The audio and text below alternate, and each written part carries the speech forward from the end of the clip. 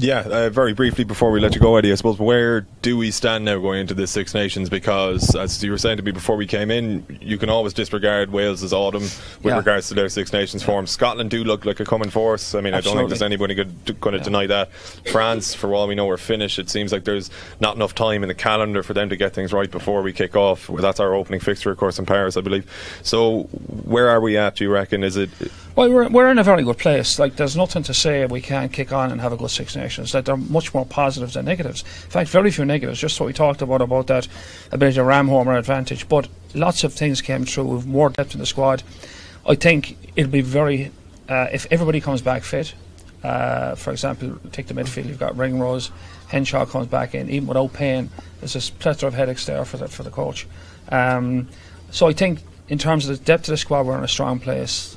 We can't afford probably to lose any of our halfbacks, but fingers crossed on that.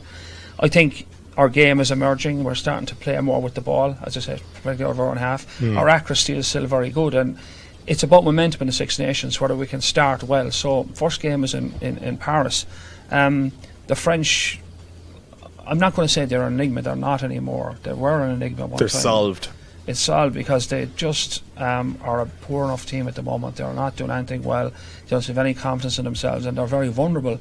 You saw Japan almost beat them in Paris the other night, and Japan looked good and they played really well, but France just looked dishevelled, like they just know what they were at. So how will that change in 2 months? I don't know, and I'm not sure they know either. So they're not someone who's going to be worrying me. Now, Paris is still a tough place to win, but not as tough as it used to be. There's no question about that. Now, record against France. If you take England, are going to be at the far end of the tournament, going to be a real headache. They're very strong. I think, they could be caught, but it's going to be hard to catch them. Their problem at the moment is their attack isn't humming, but sometimes they don't even need that. They can dominate you defensively at the set piece and physically. They don't need to do a lot. In between, I always write off Wales autumn. You just forget about what goes on in the autumn for Wales. They're a different team in the Six Nations. I think Italy, I don't think they're going to do anything more this year. Like, they got well beaten by South Africa. It was a slugfest on the weekend, but they just got beaten up. Even though they have that sense of physicality that lasts for probably an hour. And then I would say the team in the middle, the emerging team, is Scotland. And I think there's a couple of things that play there. I think Gregor Townsend, new coach, new ideas, proved his worth with Glasgow. Everybody's bought in, and they're playing a fantastic brand of rugby. I mean, they nearly beat the All Blacks, and it wasn't just luck. They just played awfully well.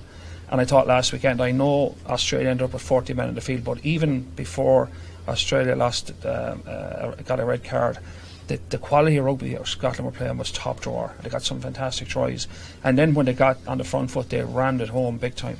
So I think the team that are most dangerous are Scotland at the moment in terms of what you don't know what to expect from them. But we have them in Dublin, and I can't remember the last time we lost them in Dublin. Really, it's been a long time as far as I can tell. Yeah.